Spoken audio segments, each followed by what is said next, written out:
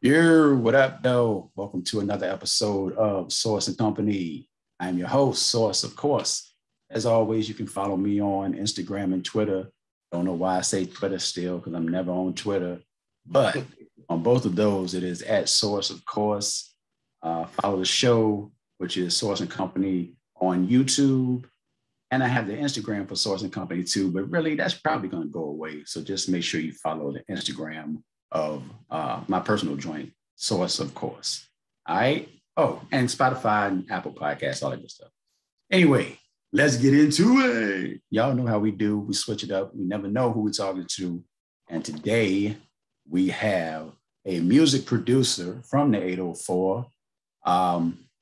He has created a space where producers come together and share supreme level vibes, as he likes to say. And it is true. I check in every day. They're on Instagram, 7 p.m. on Thursdays. Producers come in, drop that hotness that they have in their stash, and they show love. It's a beautiful thing, man. So today's company, one piece of today's company, NameBrand. What's good, bro?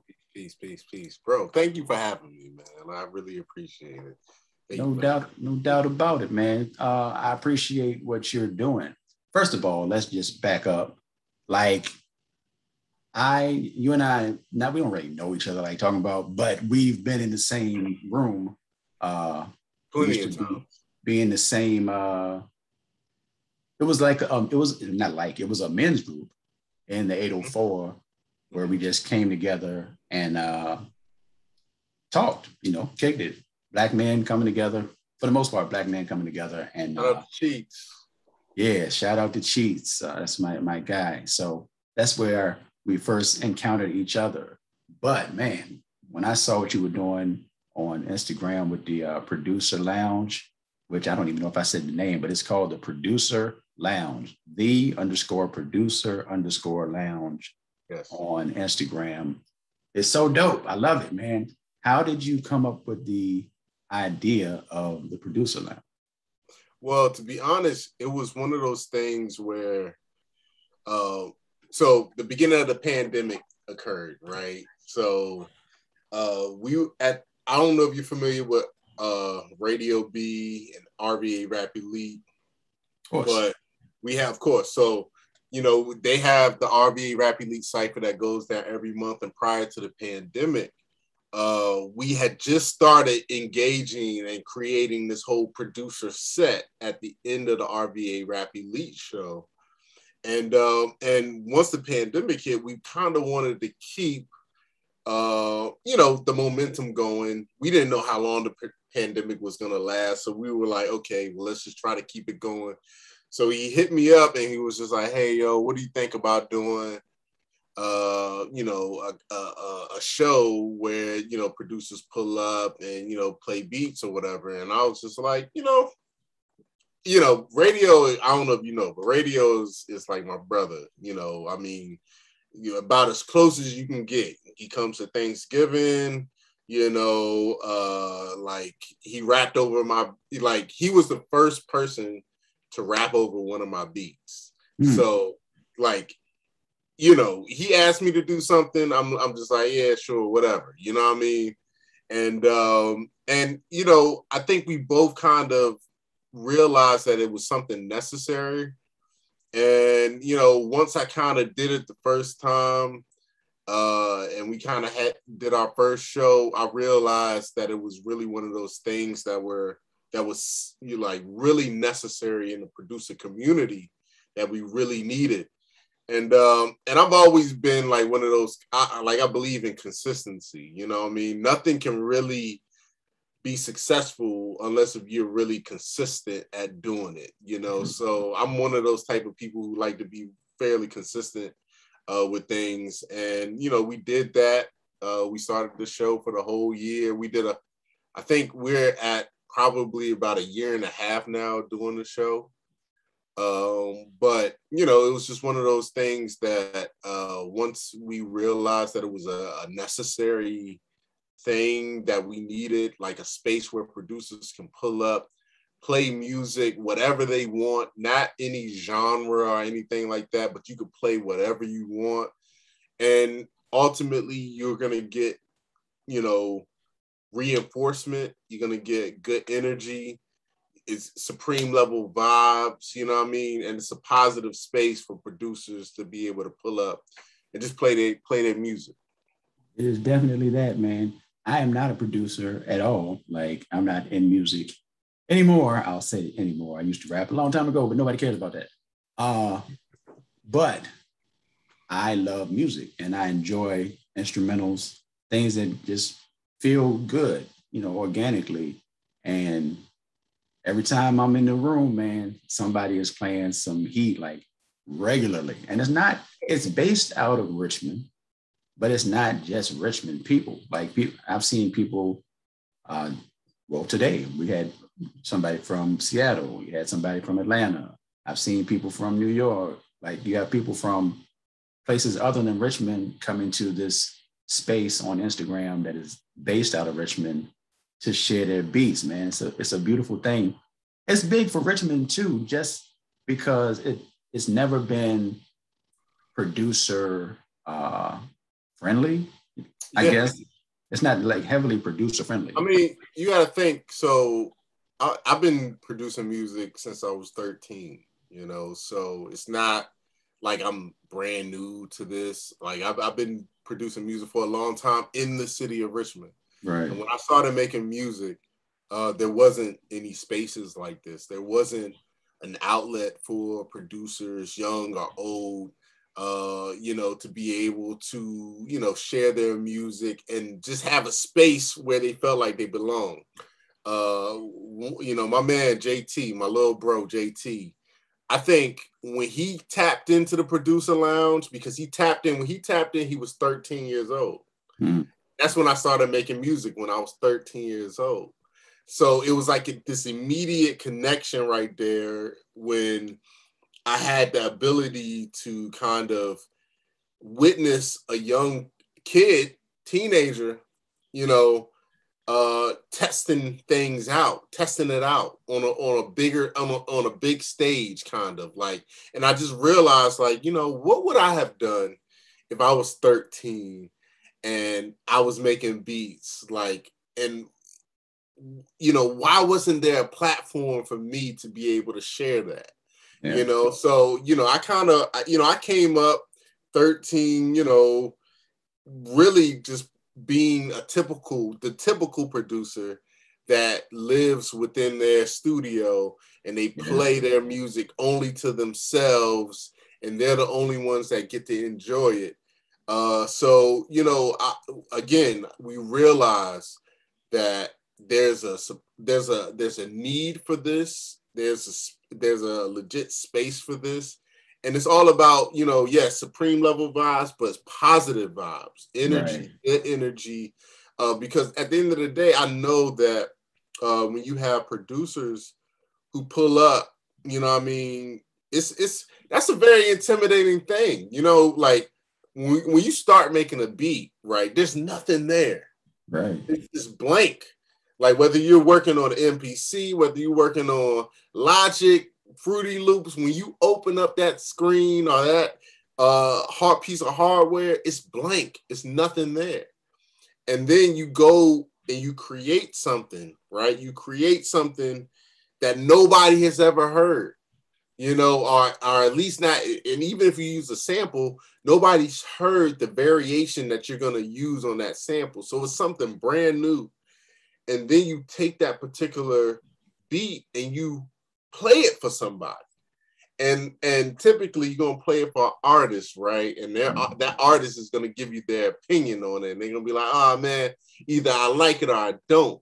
But think about the amount of courage that you have to play something so personal that you created by yourself. You create it and you feel like this is good enough to present to the world. The courage that it takes to push play. Absolutely.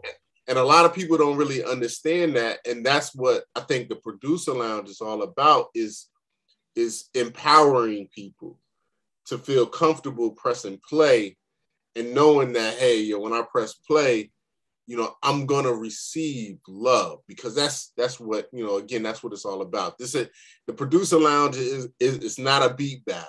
It's not a beat battle. It's the furthest thing from a beat antithesis of a beat battle. Yeah, it's the furthest thing. It's really a place where it's a proving ground more so than anything. It's a place where you can sharpen your skills and where you can get better and you can get that reinforcement that you need every week, and really, and that's one of the things that I realized, that people really be needing that reinforcement every week, because no matter how you look at it, it all starts. Your favorite song started with a beat. And if that particular person who made that beat didn't feel confident enough to play that beat for that artist, right, we miss out on some amazing things. Exactly. You understand what I'm saying?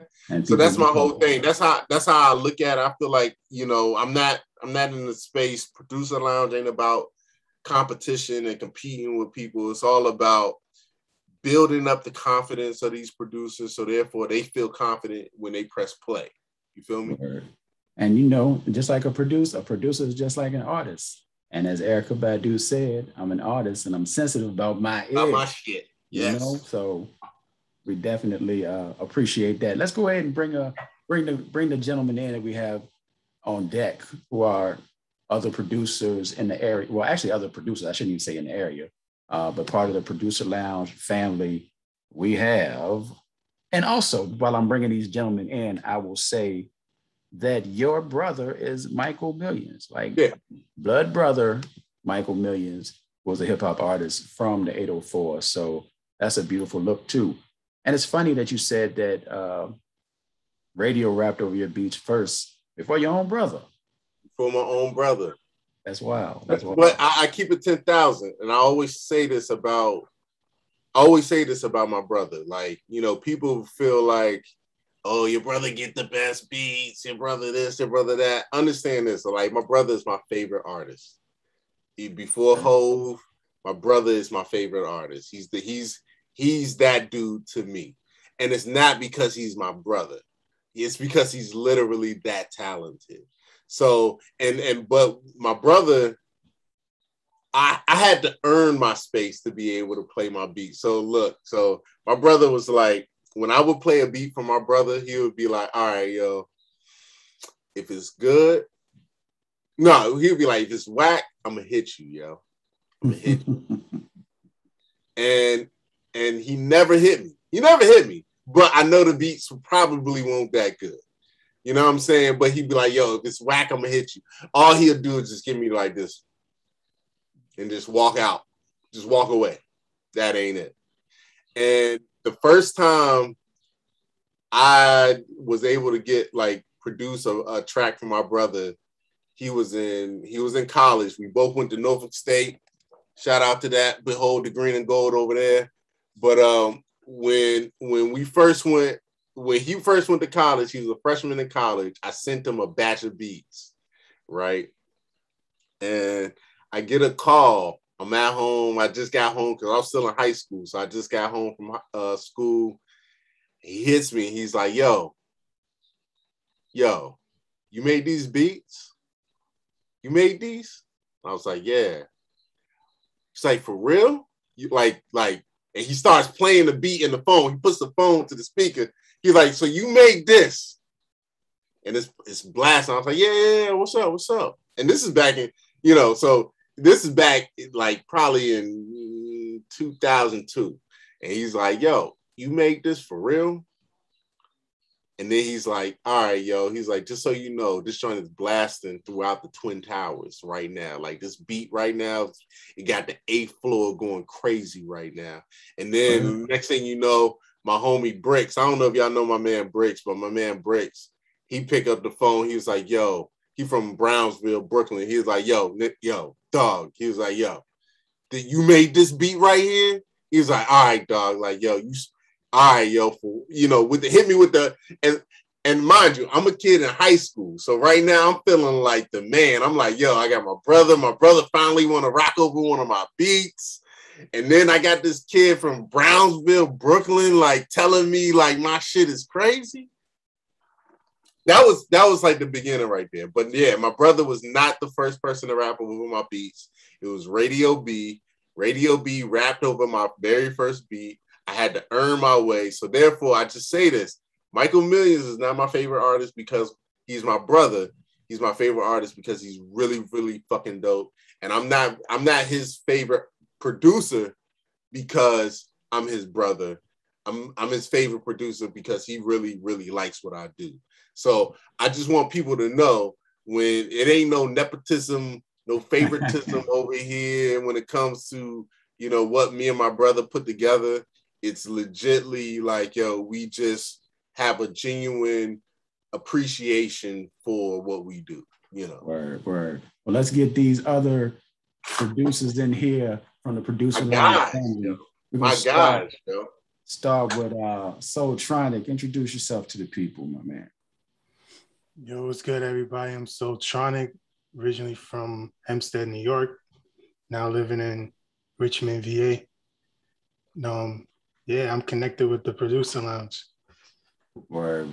It's a beautiful thing. Solar. Let me tell you, Let me tell you. Okay. Hold on, real quick, because my man, like, he's super humble. I love him.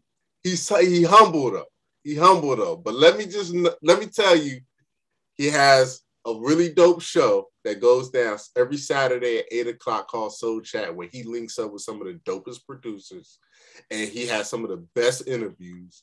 And then he creates a space for producers to really tell the inside stories. So really, I know he just, you know, I'm affiliated with Producer Lounge. You know, my man is really somebody out here, and he's really doing some really dope things for the culture, man. So I just had to make sure I put that out there. Word. I'm glad you said that. So trying to play the humble role. I appreciate it, though. Solar. So I've known this character here, I've known for 30 years. Yeah, not probably 30 years, 30 years plus.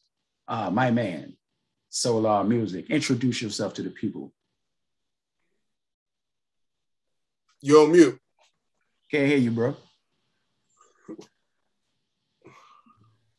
All right, let me start it again. My name is SoularMuzik. I'm originally from Brooklyn, New York. Now in Richmond, VA, I've been here really over half of my life. So I'm not gonna give you the age, but yeah, I've been here over half of my life. So Sound Vision represents Sound Vision, and of course I represent the Producers Lounge Squad. Salute. It's a beautiful thing. And the youngest in charge, he's so young that he has his father with him. I love it though. JT, what's good, man? What's going on, everybody? I'm Beast by JT, Beast by _JT on Instagram. 15-year-old producer based out of Virginia Beach. Word. Dog, 15 years old. Let's just stop right here for a second. What possessed you to hop on to, well, first of all, and you have your dad with you, like I said. What's up, Pops? Good. Okay. Just making sure we're here.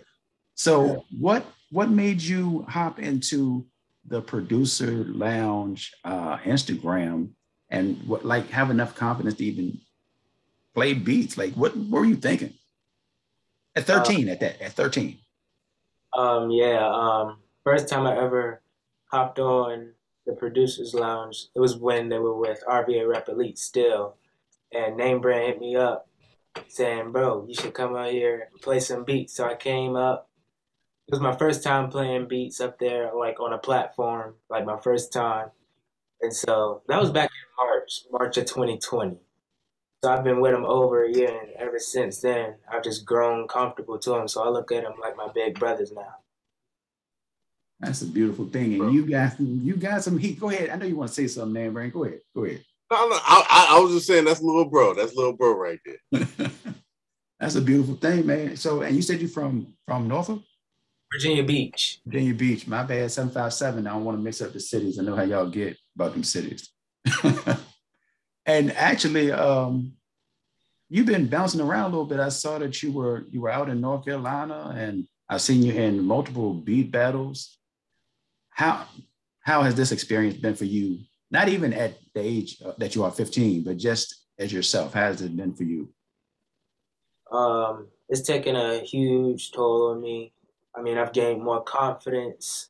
Traveling around has been amazing. Getting to experience new things. Everything has just been amazing. And I'm guessing that the people show you, I don't want to say extra love because you're 15, but they gotta respect the fact that you're young and talented, and you're in some pretty nice rooms with some pretty real producers out here. Like you, I hope that you realize that, and in this journey, because you're just beginning and you're dealing with some people that's done some major stuff. So it's a beautiful thing, man. Yeah, it is. Word. So NameBrand, I told you I was gonna bring it up, so we got to go back to it real quick. Y'all know I'm gonna bring up the Drake thing, right? That he said earlier in the producer lounge. Let's talk about this real quick. So NameBrand made a statement that there was a beat that he made. I'll tell a short version. There was a beat that he made, and you knew Drake, knew Drake, and he said, you know what, you said. Go ahead and you said what you said. All right, so I'm gonna give y'all the real, because I didn't get the whole story. But listen, so one day I'm sitting down at my parents' kitchen table. I was home for the summer from college, and I get a call, right? And the call is some weird number, but it says Canada at the bottom of it. So I'm like, okay, cool. Well, who is this? You know, so I answer the phone, and he's like, hey, yo, I was like, I was like, hey, hello, who's this? And he's like, hey, yo, this is Drake. I was like, I look at the phone, I see Canada. I knew he was from Canada. I was like, Drake from Degrassi? I was like, he's like, yeah. I mean, yeah, I be doing music now. I do music now. This is, so keep in mind, I give you the time frame of this. This is like 2000, and I graduated from college 2007, so this got to be like 2005, 2006. And he's like, yeah, this, that's me, da, da, da. He's like, look, I got your number from Nicholas F. If y'all know, Nicholas F. Had, done a lot of things with Drake in the past, and they got like songs together or whatever. So he's like, yeah, yo, I got your number from Nick, and there was a beat that he played me of yours that I really liked. And I was wondering if you could send me the files. And I was like, yeah, sure, And I remember the name of the beat. The name of the beat was called Constant. And so he was like, yeah, yo, I really like that beat. I think it's a good vibe. I don't know if you're familiar with my music, but if you're, and at this particular point, Drake was rapidy rap. He was rapidy rap. Not no, he won't sing it. He was rap. It was 100%. It was almost like he rapped so hard that, not hard, but it was like he rapped so good that he was like trying to shed that Degrassi image. Right. So if you heard his music up to that point, you would know, like, okay, yeah, I know you're a rapidy rap type dude, backpack rap type dude. And he's like, look, yo, that beat that I heard, I recorded to it, and I just want to let you know it's a little different than what I usually do. And I'm like, okay, what do you mean? He was like, I tried to do a little bit of, harmony, da da da. He's like laying it out to me what he's done. He was like, if you can send the files, I'm gonna send the files, to me, and I'll, get it mixed, and I'm gonna send you the mix to it.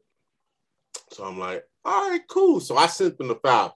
Now, mind you, this is back in 2005, 6, 6, so, file transferring, like you have to send wave files over the net.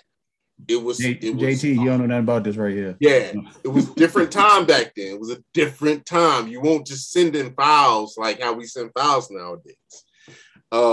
And so I sent them the files, but I sent them the files in so many different emails because at that particular time, you could only put X amount of, size of files in an email. Right. So I'm literally sending him, like, that beat was comprised of multiple tracks. I think we played some stuff off the ASR. I think we had played, some, so we had different audio. It was a huge file. So I'm sending it to him, and I guess he gets the files. I don't know, but I never get the record. I never get the record back. But I hold on to the fact that he was like, yo, I tried something different.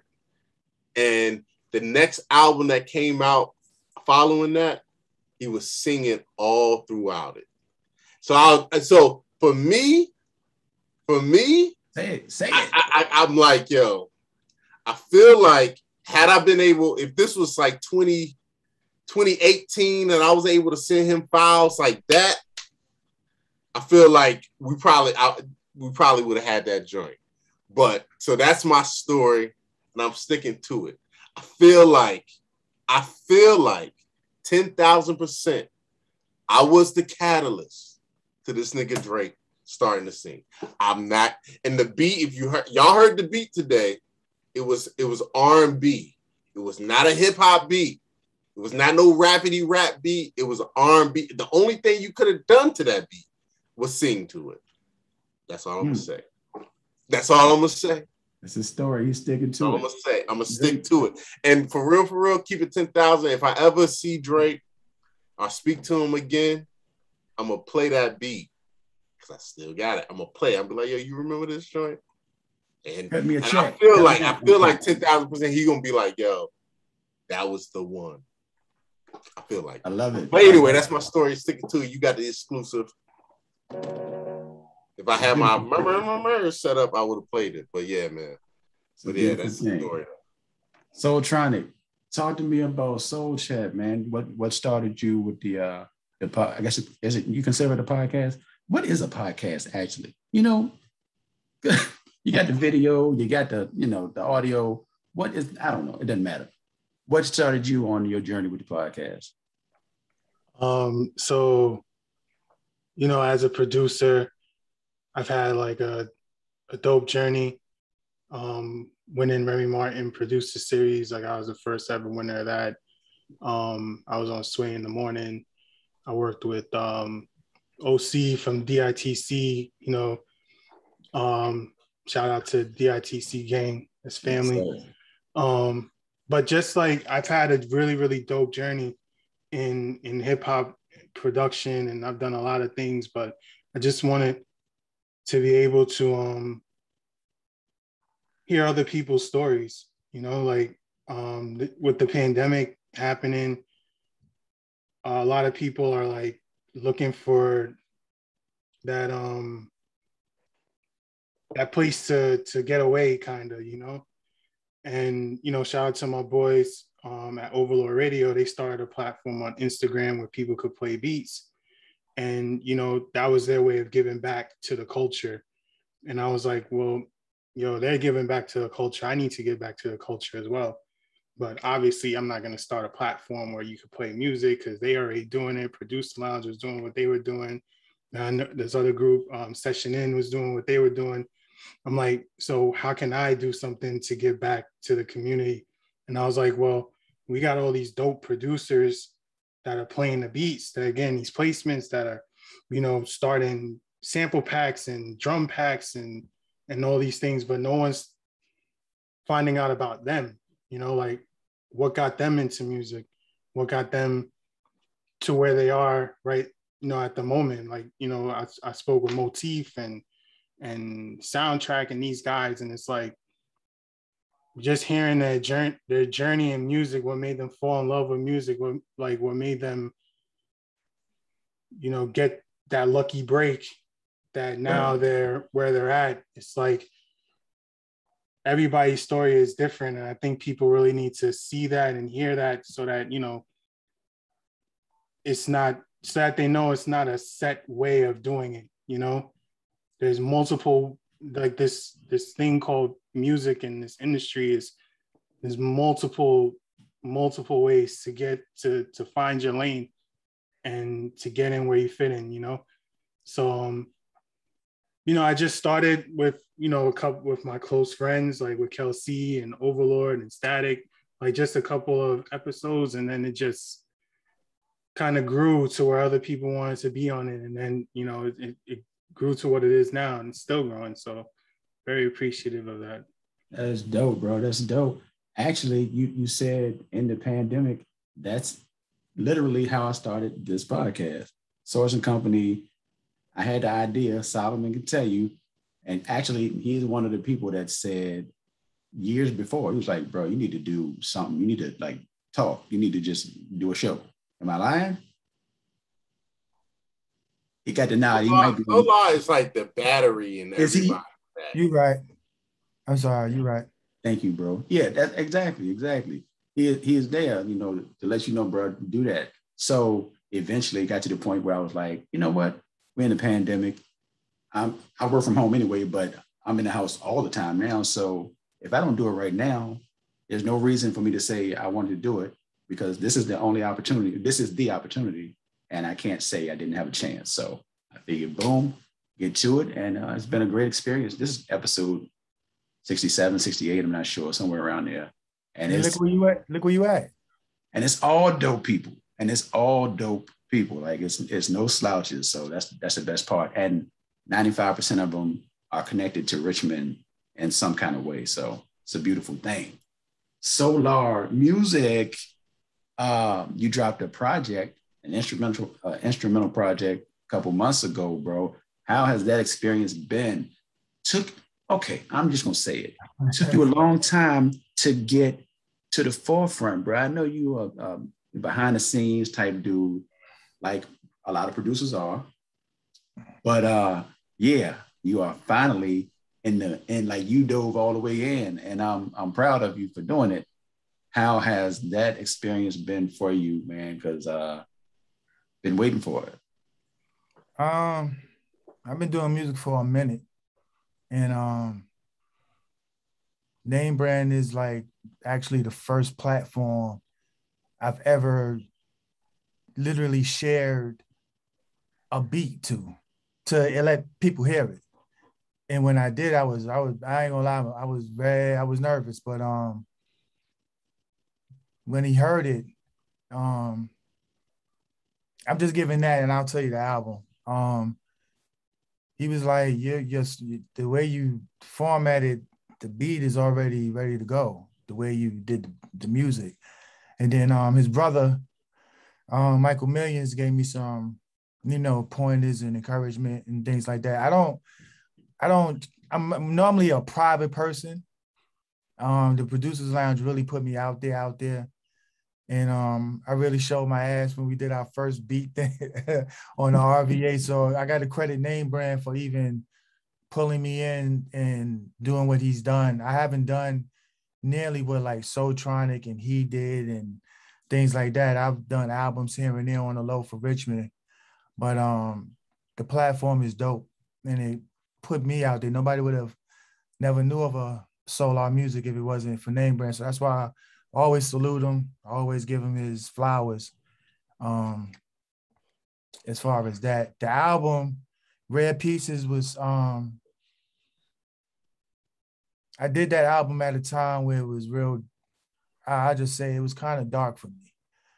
And music, sometimes I put it on my social media, that music is my therapy. And it really is. I use anything that is negative that comes against me, I just go in the studio. So that's why I'm rarely heard or seen. You'll see me here and there on social media. you know, you one of my close friends, one of my best friends. So we always connect.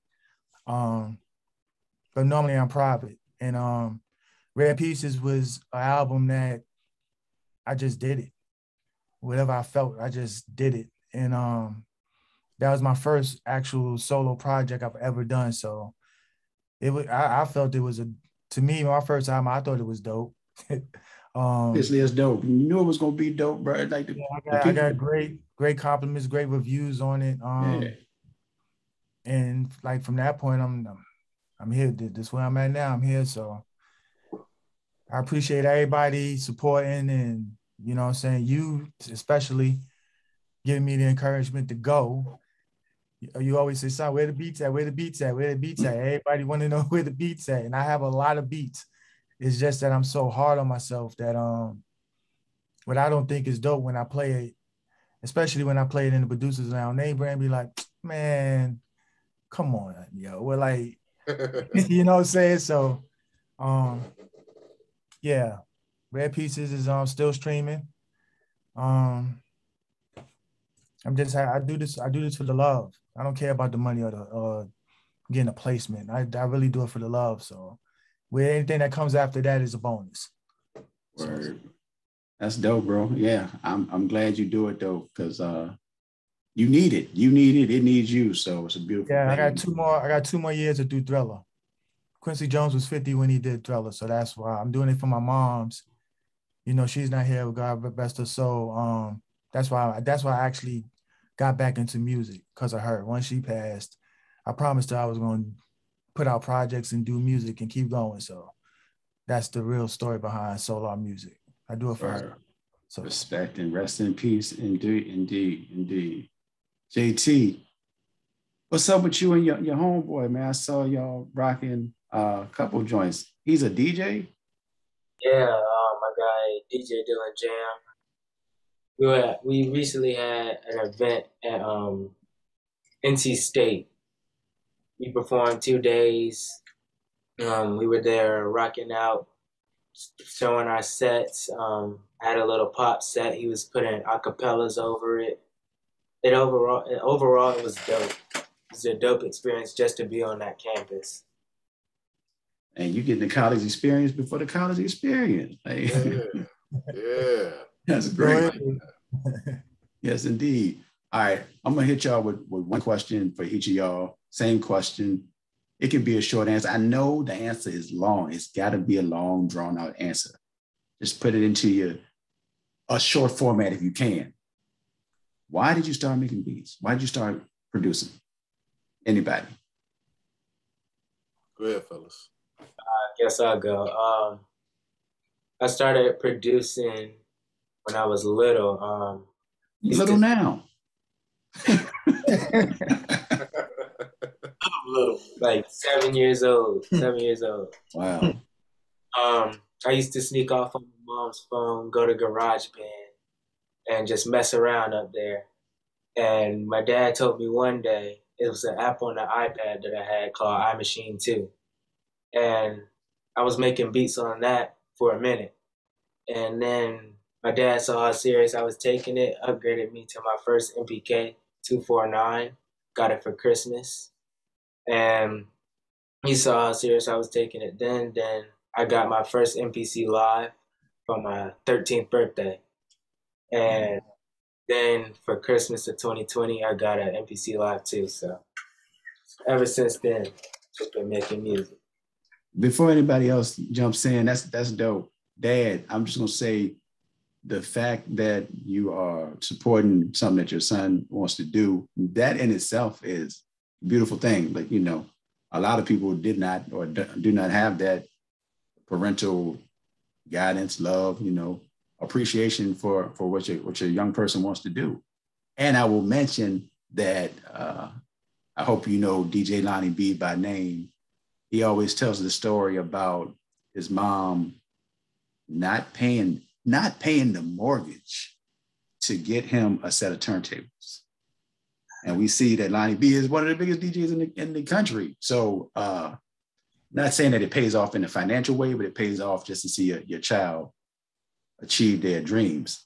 how's it been for you being the dad of a producer who is like, he's just getting known now, and things are going to go up from here. So how has that been for you? Yeah, it's been a wild ride so far. It's been work. It's been sacrifices, so I get that. With mom's there for Na'Vi. But I mean, if she's anything like us, we do it because he loved it. He showed us that he loved music earlier. As soon as he could hold things in his hands, he was trying to play the drums because he saw me playing drums. So he wanted to, play. So we have pictures with him sleep with spoons in his hand. Wherever he could do it, make that sound. He wanted to make the sound. I thought it was drums that he was in love with. He was 4. He sat down in the drum set for the first time, a full set that he could reach the pedal on, and he started banging out this crazy beat pattern. I'm like, where you learn that from? He said, I just heard it. So it's like, it was clear, back then that something was up with this kid. So, we just kind of went on this discovery journey, letting him discover. And he led me to do it, man. And it's been fun. We been hitting the road a lot lately.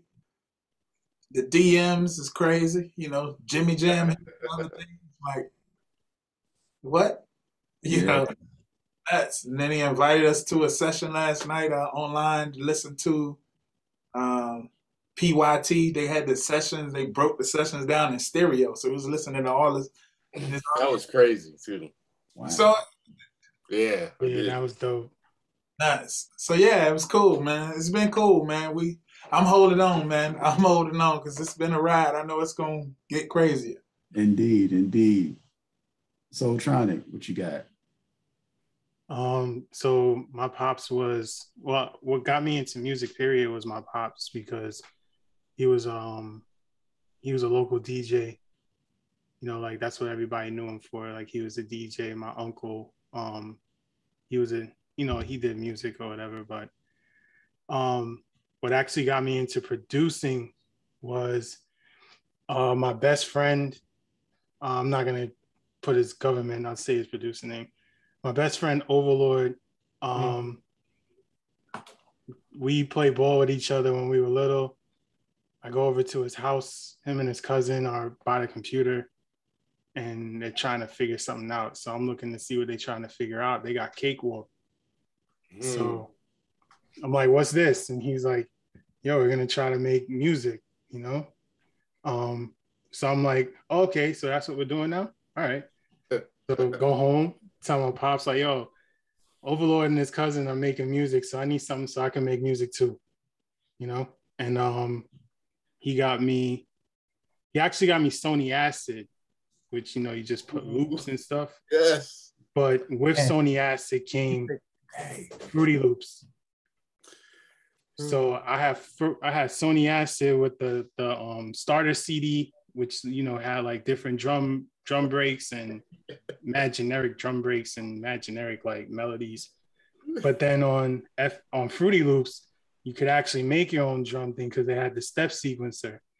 Yeah. And I'm working with the step sequencer, and then Fruity Loop 4 comes, and now you got piano roll, and it went from there. Word. Because your homie was into it, he was like, I got to get into it, and it's turned into a passion for your life. That's crazy. Yeah, he did it, so I did. I'll take that. I'll take that L of being a follower in that case. Solomon, you kind of mentioned. Actually, you didn't really mention what got you into beats. You mentioned your mom, but what actually got you into making beats? My mom. Yeah. She like any other household, my mom's was always playing Betty Wright, Patti LaBelle, Prince, Michael Jackson, Gladys Knight, man, list goes on and on. Stevie Wonder. So that's what got my ear, because she plays it every day, especially on weekends, and strong on Sundays. You know how the moms do. So that's what got me into it. But I met a person. His name, I think you probably know his name, is like Eric Mayo. a local, I don't know if he's local singer, but he did a lot of stuff. And he came over one day. He had like a Casio keyboard. This was like in the 90s, early 90s. And he just had the headphones and he like played something. You only had like a couple of seconds or whatever to make a beat on it. And he made the most like incredible beat. And for some reason, it clicked. I wanted to make beats. So at the time, my mom's was well, let me backtrack. My mom's, when she was living out of high school, she told me, I said I wanted to make beats. And she basically like, look, I put half on everything. You get your half up, I get my half up. That's how it happened. And then I met Eric, and then it just took off from that point. And I bought a MPC 1000, and I had the Triton keyboard. I saved up for that. I don't even know how I saved up for all that, because the Triton keyboard was like either. God damn. super. Yeah, that's why I started with it. And I went from there. And a guy taught me how to make beats, and he didn't actually teach me. He said, I'm gonna make beats, but I'm not gonna, you have to look at me. So for a whole year, I had to look at him. And he will make beats, and I couldn't ask him no questions because he was in his zone. That's how I started. And then when I bought that, I just started. Once I knew how to put beats on time, it was, that's all that matter, right? Yeah. Once I knew how to put a beat on time, because the 1, 2 kick, all that. Once I knew how to chop the sample, and I was off and running. And I actually never stopped. I've been doing it. My daughters is what? I'm telling my age now. 24 and 21. That's all they know is music. My youngest daughter actually plays the piano. That's how deep it is. Sings and everything, writes songs and everything. So yeah. Word. So you first, and also, y'all, if we gonna get them beats off, if everybody got a joint, I don't know, if y'all got a joint, y'all might want to bam, just saying, get that joint ready. NameBrand, what you got? Oh yeah. So I started. So again, my brother is Michael Millions. I don't know if y'all like. So all right. So I walk into my brother's room one day, and he had pretty much figured out how to make a microphone out of a headphone. I don't know if y'all know. I mean, he figured it out. I don't know how he figured that out, but it won't like there was a Google or anything like that. But he had figured it out. And I walk in the room, and he's like, literally, the headphone cable was but so long. You know what I'm saying? So in order for him, it's not like he could stand up and record himself because the cable was too short. So he's literally laying on his stomach, like, and he created like I guess what we would call pause tapes. And it was like looped. So he looped it up. So I'm like, yo, I'm looking at him on his stomach recording a song. I'm like, yo, you're dead ass serious about this. Like, you're serious. Like, this ain't even like something that you really, like, you gonna do for a short period of time. Like, yo, you took the time out to figure out how to turn a headphone into a microphone, and you created your own pause tape kinda, so therefore you can rap over it, and you're recording yourself. So I'm sitting back, I'm like, yeah, okay. And what he recorded was good. It was good for the age that he was. He might have been like 14, 15, at the time. But it was like, he probably was like 12, 13. And so I'm like, at the time, I'm kind of like, all right, yo, that's dope. So for me, I'm like, being a little brother, you kind of like, all right, yo, like, how do I fit into this picture? So, of course you start, you try to write raps, like, and it's like, that's the first thing you go to. And I'm like, I don't like writing raps. I don't want to do this. I don't know if this is my thing. But I've always loved beats. I've always loved the music. No matter what the lyrics was, I could find something I loved in the music. So my thought was understanding that my brother, I felt like he was that good. I felt like he was good. I'm like, okay, so how can I help him? How can I remove an obstacle out of his way? And at that particular time, the obstacle was the beats. Like, do you have beats? So from that particular point on, that was what I kind of took on. It was like, all right, I think it maybe just before I turned 12, or just before I turned 13, I got acid. That's why I was laughing so hard. Oh, actually, the first software that I purchased was called Hip Hop EJ. I don't know if anybody's ever heard of it. You got me on that one. Hip Hop. Soultronik, you heard of it? I know what you're talking about. It was trash. Yes. It was the worst thing ever, but it was good enough to give me an understanding. And then I don't know if y'all familiar with Illa Scorsese. So we all grew up in the same neighborhood. So my brother, he was going over to Illa's house to record. Now, at this particular time, my brother's in high school. I might be in 9th grade at the time. So my brother's in high school, and I go over there, and he's like, yo, you should go over to this dude. At this time, his name wasn't Illa, it was Blind Fury. And we went over there. I went over there, and he had Acid 2.0 at the time.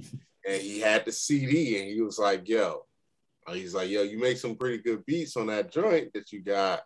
And I was looking over his shoulder. I was like, yo, what is this software? And he was like, yo, it's Acid 2.0. I got the CD for you if you want to take it to the crib and install it. And after that, once I got Acid 2.0, that was like, it went to 3.0, 4.0, Cubase, and then I finally ended up at Logic. That's what I use now. But yeah, that's how I ended up getting started. It was out of a basic need. A rapper needs beats, and the rapper was my brother, and I kind of just picked it up from there. And once I started making music, it was just really no looking back. That was just, it was my piece. You know what I mean? It was a beautiful gift that I didn't even know I was getting. Just by trying. Like Soultronik said, you was following in a sense, you trying to figure out how can you be a part of something. And that's, that was really me. I was trying to figure out how can I make sure that he don't got to worry about buying dope beats. And I just took that on. That's a beautiful thing. Speaking of dope beats, is anybody, I don't know how y'all want to do it.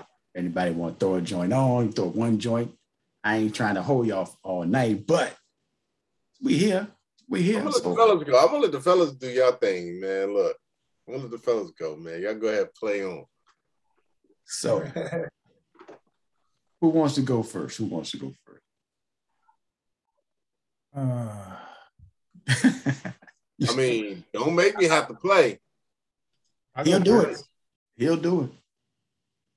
I'll go. We need to mute. You got it? All right.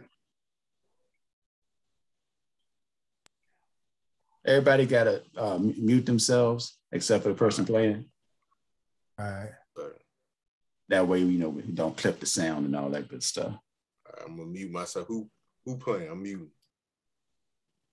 Who's going? Are y'all ready? Yes, sir.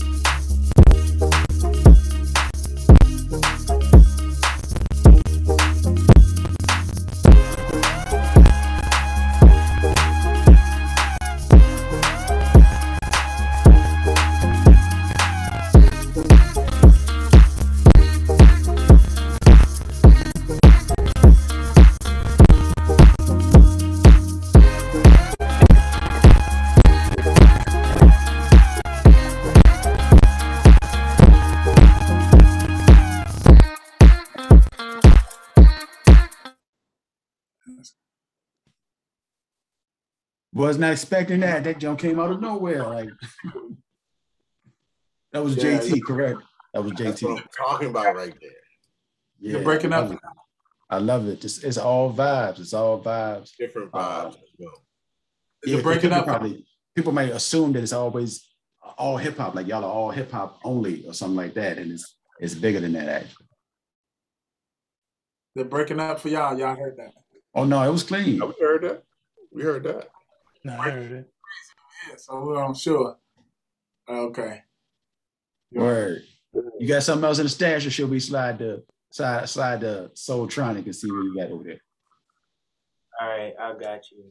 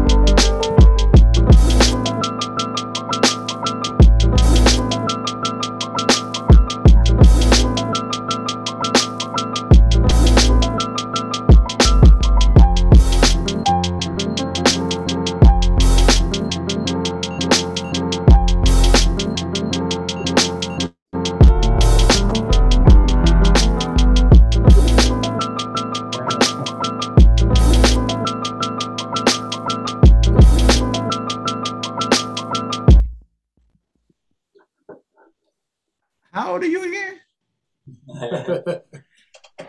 Yeah. Hey. Oh, yeah, somebody's getting better. Crazy with it. Crazy with it. Better. I love it. I love it. Thank you. Thank you for getting into this thing, man.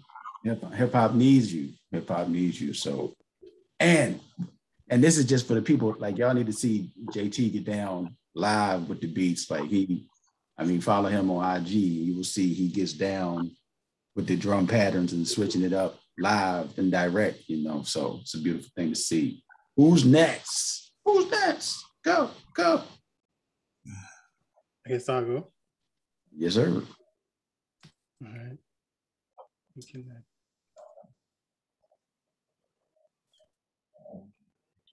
Right. Here we go.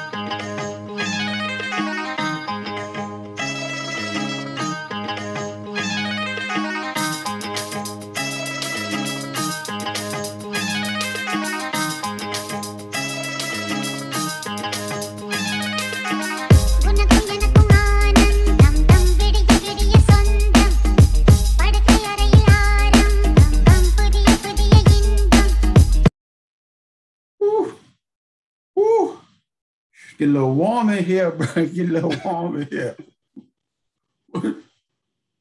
You got another one in the stash? You got another one to stash, Soultronik? I'm just asking. Oh yeah, got you. My man. Let me wipe my forehead off so I can stop sweating.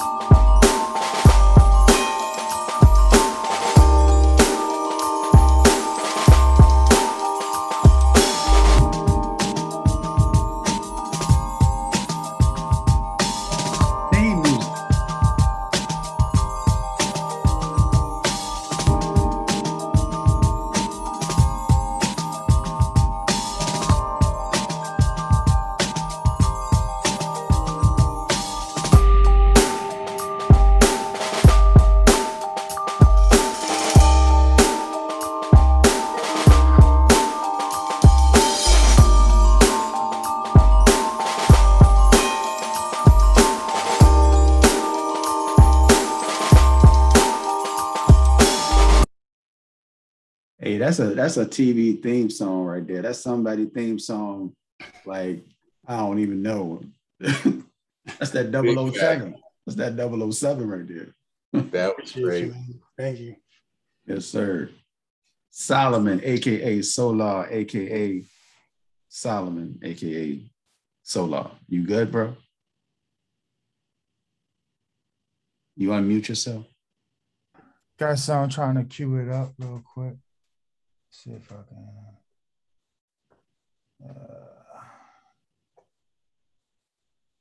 For those who don't know, Solomon and I used to, hoop together back in high school, and in these streets too, but specifically in high school. Yeah, L4L. For anybody that cares, L4L. All right, let's go. Let's see what we got.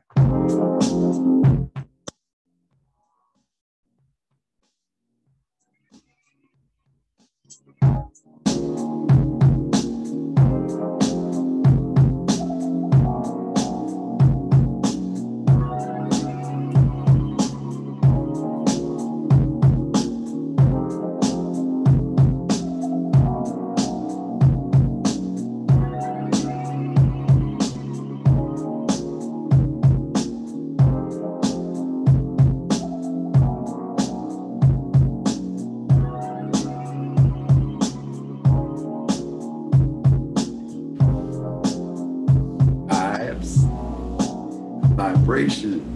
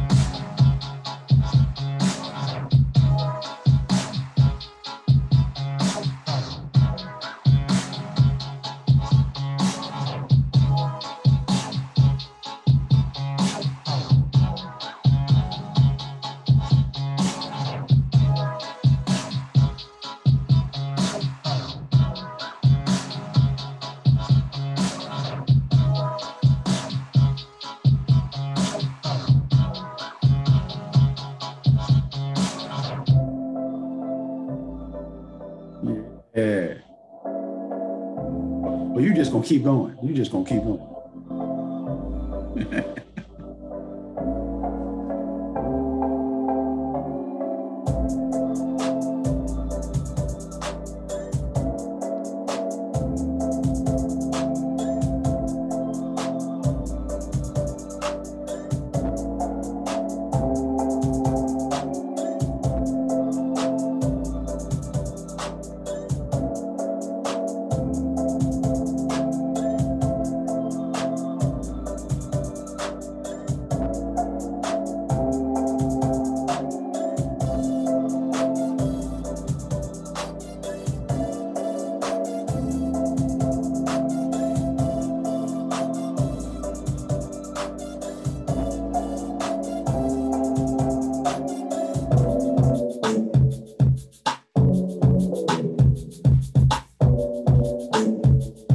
SoularMuzik set.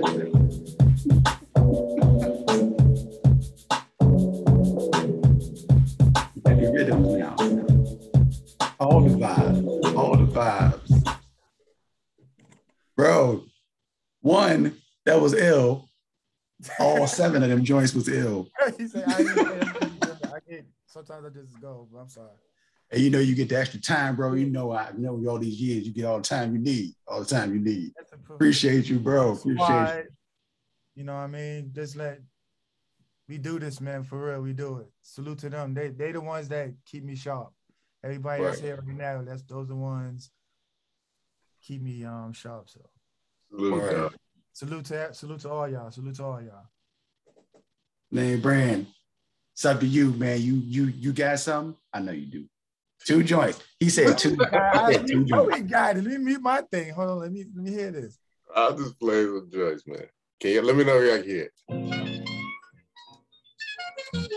Can y'all hear it?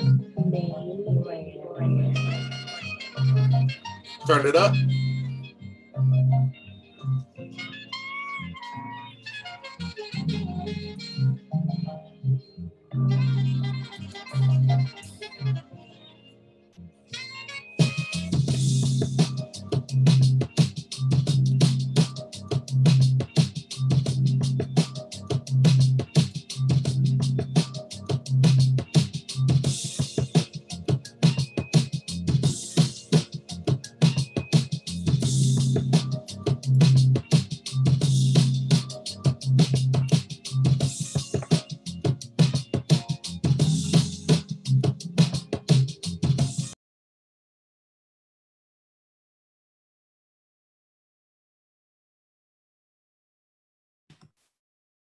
I see you still vibing, but we can't hear you no more.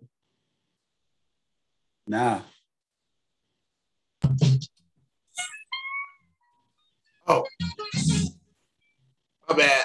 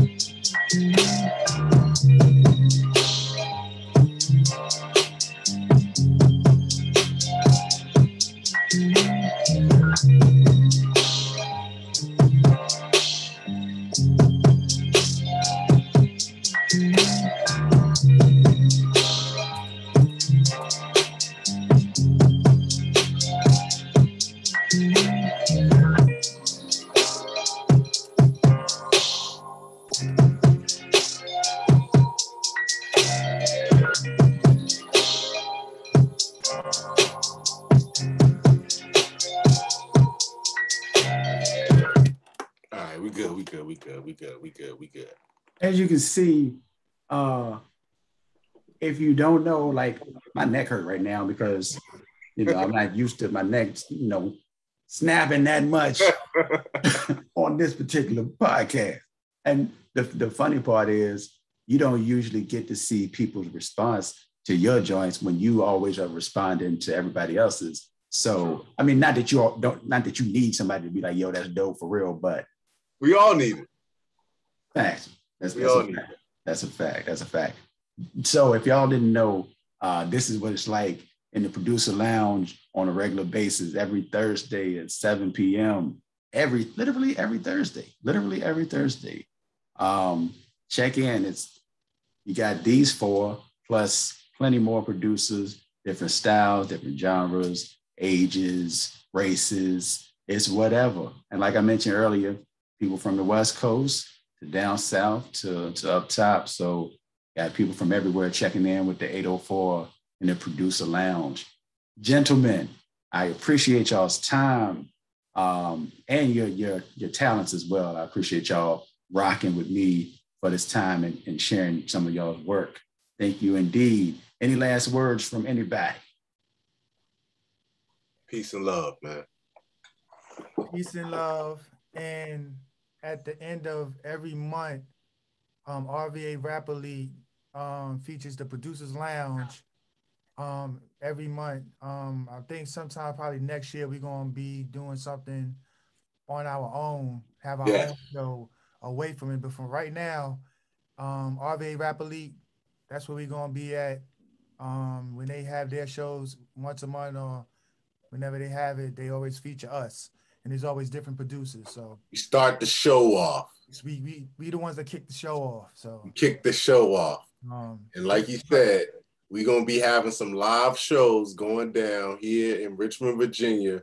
And we're gonna have some of the dopest producers pulling up to play some of the dopest beats. And just stay tuned. Make sure you follow us at _producer_lounge.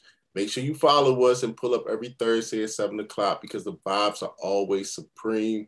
And as you get here from the homies that just played some beats just now, this is how it goes down every Thursday. And I'm excited. And I know my homies, we all excited about putting on a real live show for people to pull up and hear some dope beats live. So just stay tuned and follow all my homies in here at Soultronik, at Beats by JT, at SoularMuzik, at NameBrand_music. Make sure you follow all of us and stay tuned. We got a lot going on. Shout out to you, Source. Shout out to you, Source. We appreciate you, man. We appreciate you, man. This is dope, man. This was dope. I appreciate all of y'all. Once again, the Producer Lounge, y'all heard it. And the names and the tags will be on the broadcast as well. So I appreciate you all, and Source, out here.